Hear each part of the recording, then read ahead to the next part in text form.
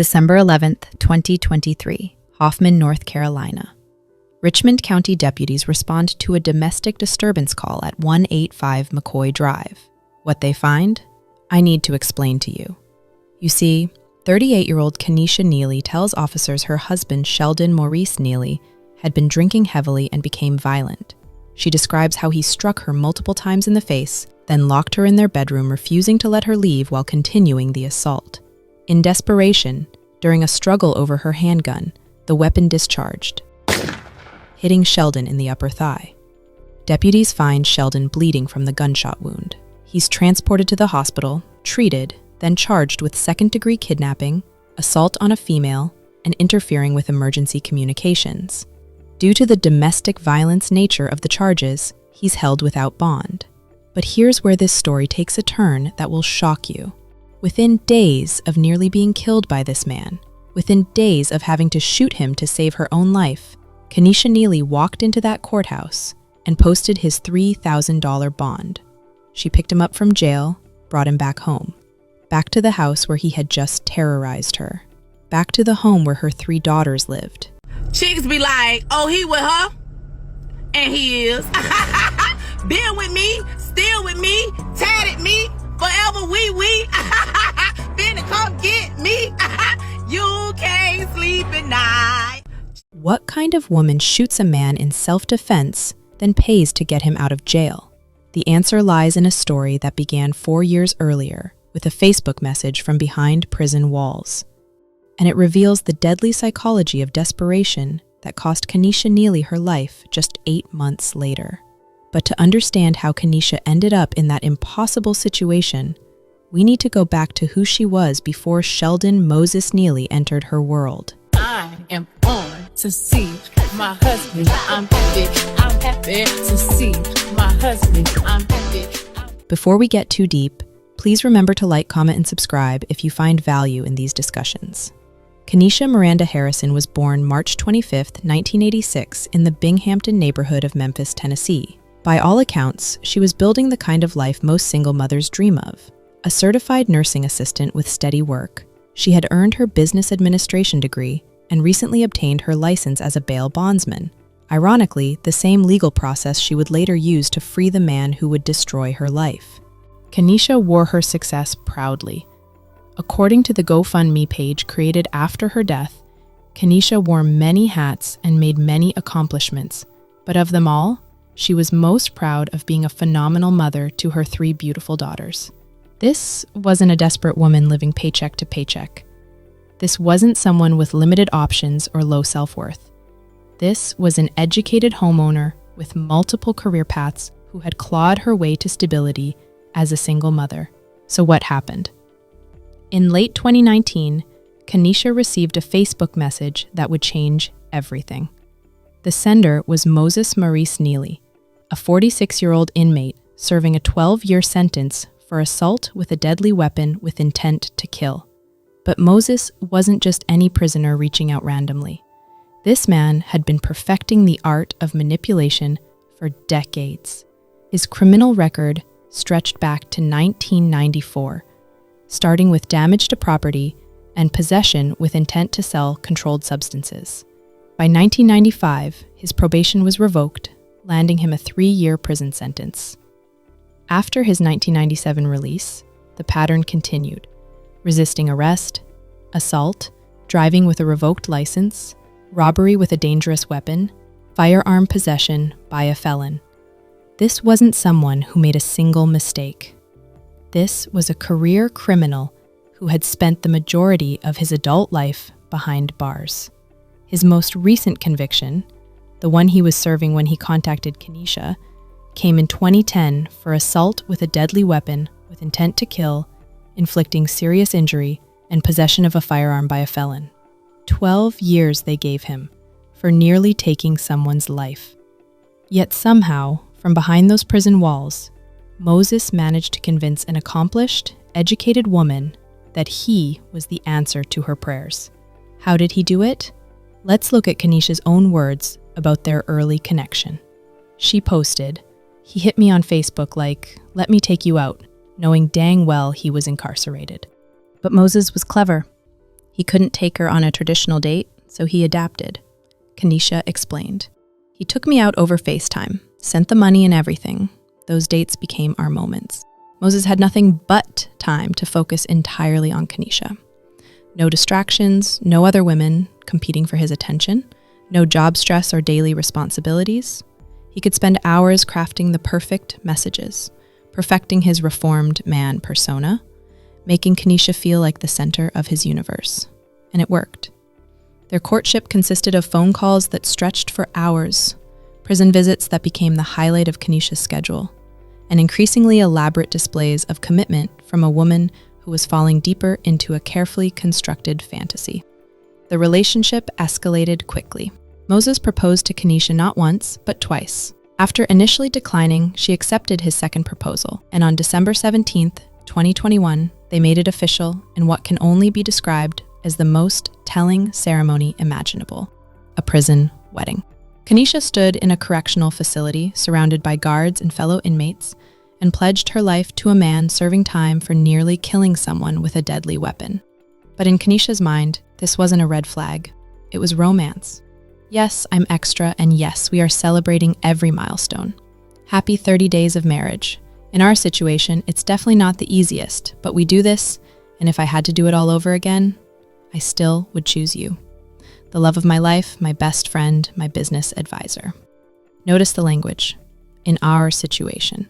Even Kanisha acknowledged their circumstances weren't normal. But she had convinced herself that love could overcome anything, including a decades-long pattern of violence. There's absolutely not another man in this world that can love me like you. You still give me butterflies after almost 2 years and headaches. But you'll never have to question my loyalty, regardless. How hard it is to love you, I won't give up. She literally admits it's hard to love him, but frames her persistence as loyalty, rather than recognizing it as a warning sign. But the most bizarre display of this warped relationship came on Valentine's Day, 2022, when Kanisha hired singer Shanice to record a personalized message for Moses. Hey Maurice, I'm Shanice, and Kanisha wanted me to wish you a happy Valentine's Day, and she wants you to know that she appreciates you. You're an amazing man, an amazing father. You are her best friend, and she loves everything about you. Moses had never been a father to her children. He was sitting in a prison cell, yet Kanisha was already positioning him as a paternal figure to her daughters. Loving you, it's easy 'cause you're beautiful. La la la la la, la la la la la, la la la la la, la la la la, do it do.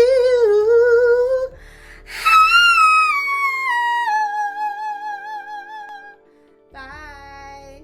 Moses' release date was set for September 2022, and Kanisha spent months preparing for what she believed would be the beginning of their perfect life together.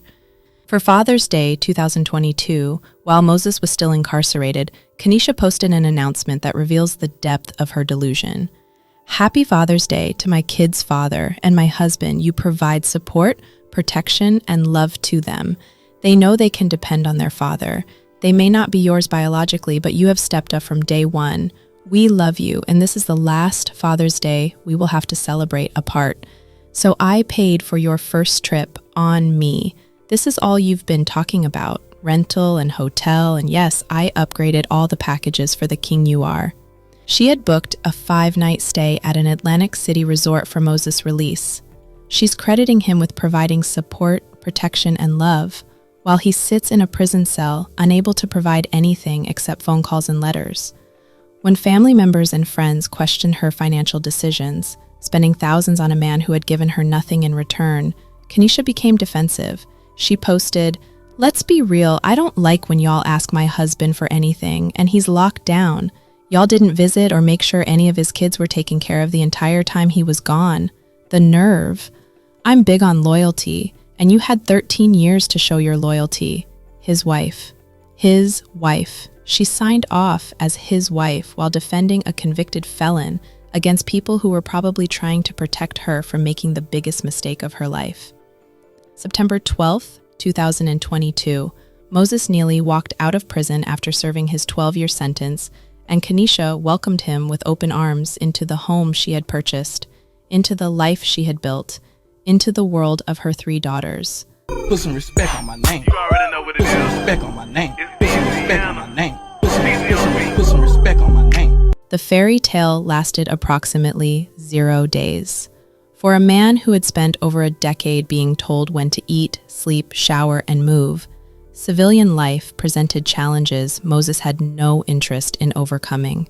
Simple adjustments like sharing household responsibilities, contributing financially, or adapting to family life with children proved impossible, but Kanisha remained committed to her narrative. By their first anniversary, she posted, "Happy first anniversary to the best husband in this world. Every day hasn't been sunshine, but through this year of learning each other, at the end of it, I realized I married my best friend, and absolutely no one will love me like you do, besides God. You go so hard to make sure I'm happy. You tried to keep me balanced, and when all else fails, I know I got you. 1 year down and a lifetime to go. Thanks for this trip. I needed this so much, and you knew just how to reset me. I love you, honey." Again, she acknowledges problems while minimizing them as normal relationship adjustments rather than recognizing the red flags of a violent man struggling to adapt to freedom. The cracks in their relationship became impossible to hide when neighbors started hearing the arguments. The peaceful home Kanisha had created for her daughters became a battleground. Despite the deteriorating situation, Kanisha became pregnant in late 2022. On Valentine's Day, 2023, she made a devastating announcement. "Yesterday we lost our child, but we didn't lose each other. No one said this journey wouldn't have its ups and downs, but I wouldn't want to go through life's trials with no one but you. I love you. Thanks for being everything you are and were in this process. I married my person. Yes, I'm your forever Valentine." But Kanisha was determined to have Moses's baby. By early 2024, she announced another pregnancy, and this time, complications arose immediately. Preeclampsia, a serious condition that threatens both mother and baby, made her pregnancy high risk from the start. On June 23, 2024, just 6 weeks before her death, Kanisha gave birth prematurely at 30 weeks. The baby required intensive care and remained hospitalized for over a month.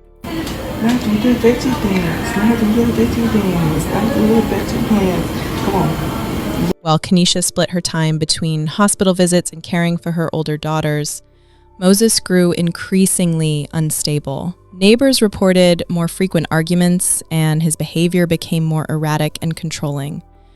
Finally, on July 24th, baby Kamari was healthy enough to come home. Kanisha should have been celebrating. Instead, she was walking on eggshells in her own house, trying to manage a newborn, protect her older daughters, and appease an increasingly volatile man who resented sharing her attention. But we still haven't reached the moment that defines this entire tragedy. That December night when Kanisha literally had to shoot Moses to save her own life. According to police reports, Moses had been drinking heavily and became increasingly agitated throughout the day. When the argument began, neighbors initially dismissed it as another typical fight between the couple, but this time was different. Moses' rage escalated beyond verbal abuse. He struck Kanisha multiple times in the face, then did something that reveals his true nature. He locked her in their bedroom, physically preventing her from leaving while continuing the assault. Kanisha, trapped and being beaten, managed to reach her handgun. During the struggle for the weapon, it discharged, hitting Moses in the upper thigh. When deputies arrived, they found Moses bleeding from the gunshot wound. The evidence was clear.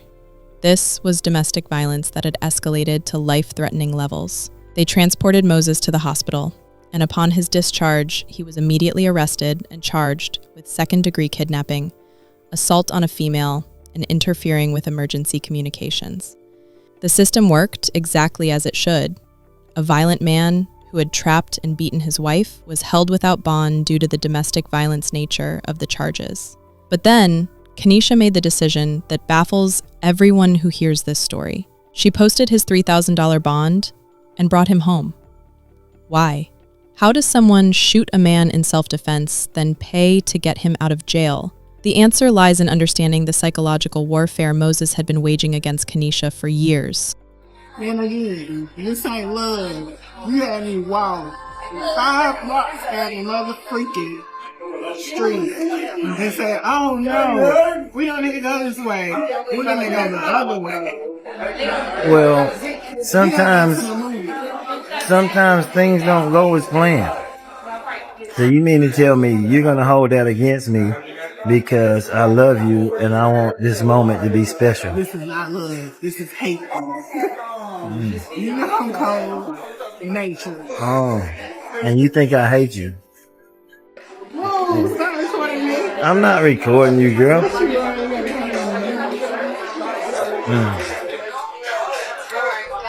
Oh, finally. Go then. Go then.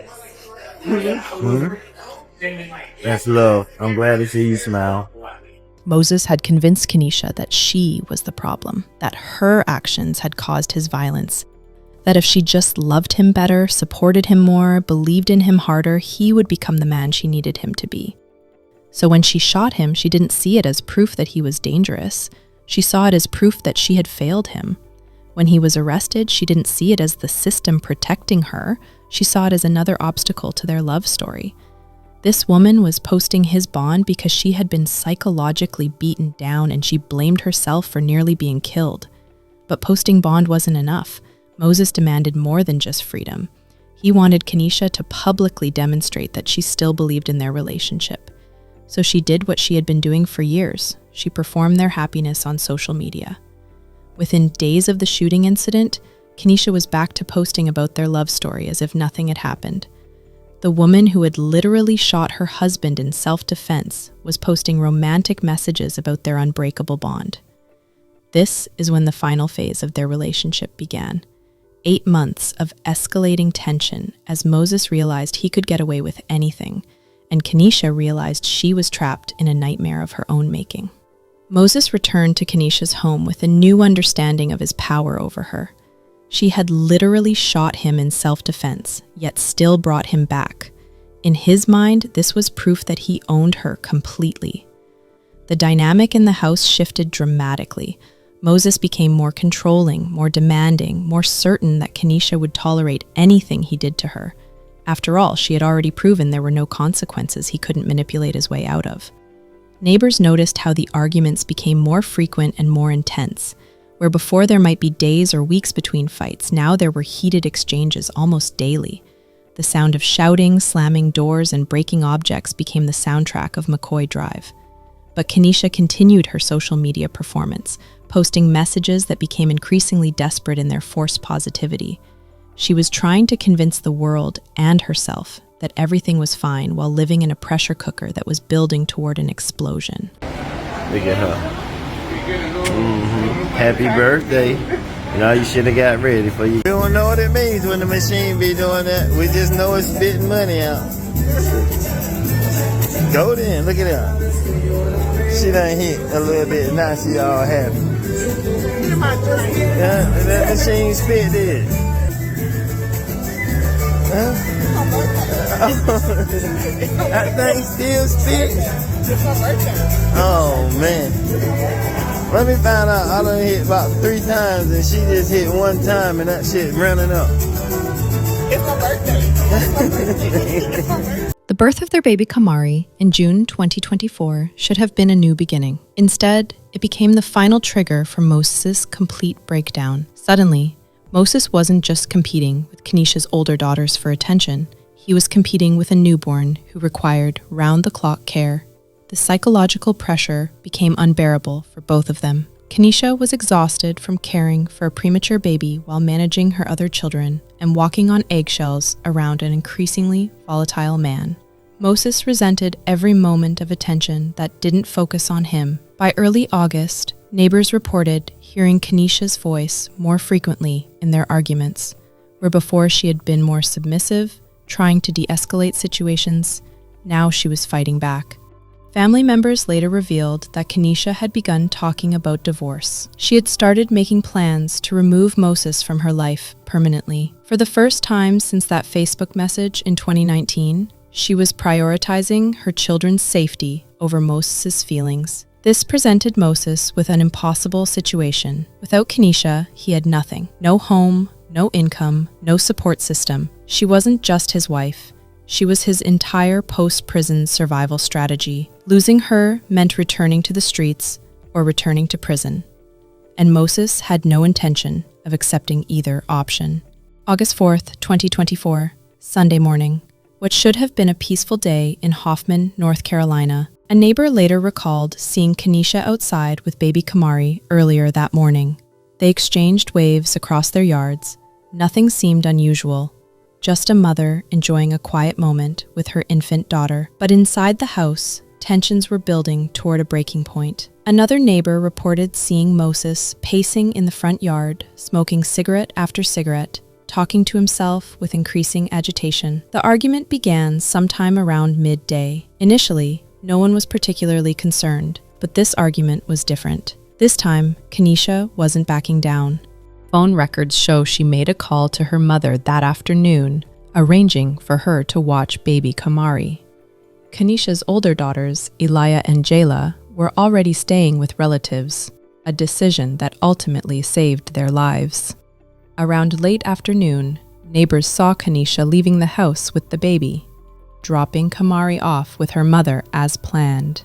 According to family members, she seemed tense but determined during the brief visit. When she returned home alone, she sat in her car for several minutes before entering the house, as if she was gathering courage for what she knew would be a confrontation.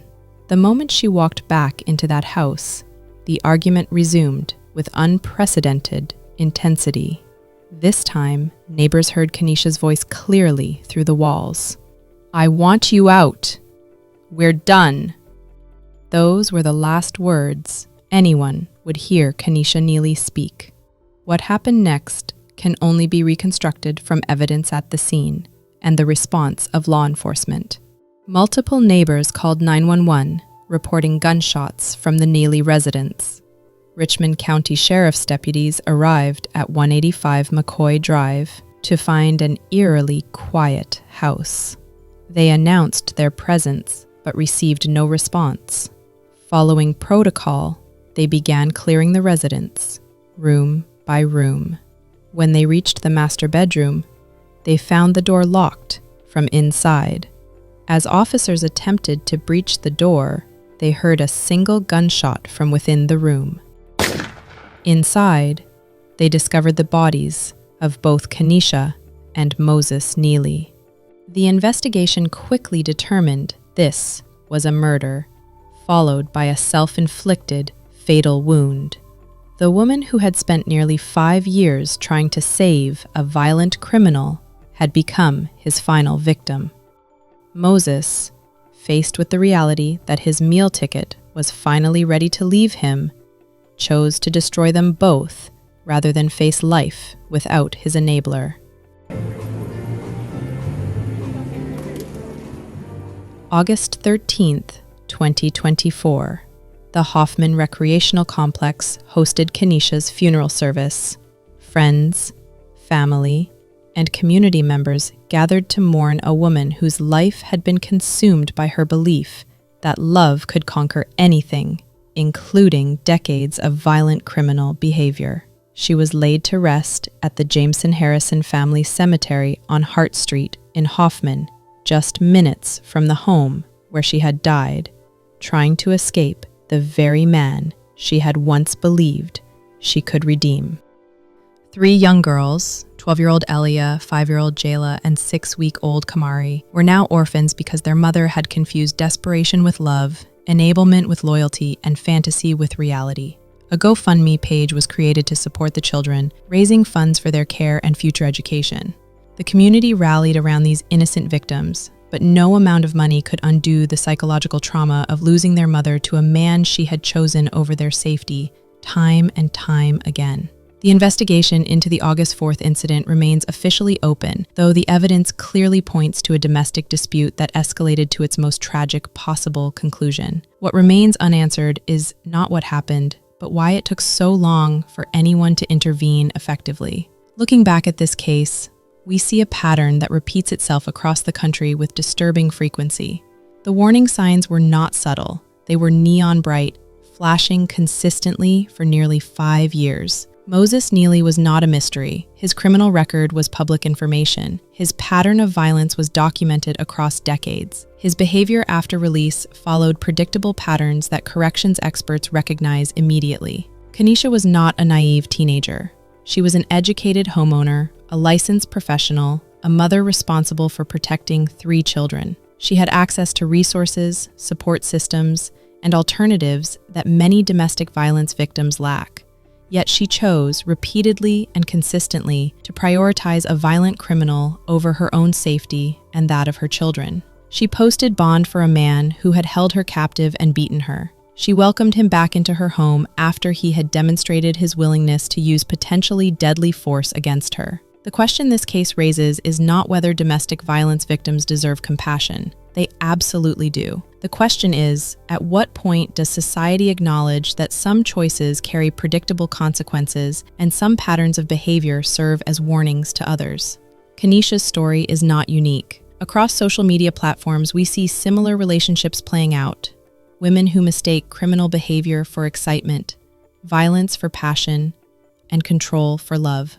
The real tragedy of this case is not that it happened, it's that it was entirely preventable. Every single person in Kanisha's life could see what she refused to acknowledge. Every red flag was visible, every warning sign was present, every opportunity to change course was ignored. The Kanisha Neely case serves as a stark reminder that some people are in prison for very good reasons, that criminal behavior is typically a pattern rather than a mistake, and that no amount of love, money, or wishful thinking can transform someone who has no desire to change. Sometimes the most loving thing you can do is walk away. Sometimes protecting your children means accepting that your fairy tale ending doesn't exist. Sometimes believing someone when they show you who they are the first time can save your life. Kanisha Neely never got that chance to walk away, but her story can serve as a warning to others who might be tempted to believe that their love can conquer someone else's violence. This case presents uncomfortable questions about personal responsibility, the limits of victimhood, and the price of willful blindness to obvious danger. While we can feel sympathy for Kanisha's desire for love and partnership, we must also acknowledge the choices that led to this preventable tragedy. The story of Kanisha and Moses Neely is not a love story gone wrong. It's a cautionary tale about what happens when desperation masquerades as devotion, when enabling becomes confused with loyalty, and when the desire to be loved overrides the instinct for self-preservation. May Kanisha rest in peace, and may her daughters find the safety, stability, and genuine love that their mother spent her final years desperately seeking in all the wrong places.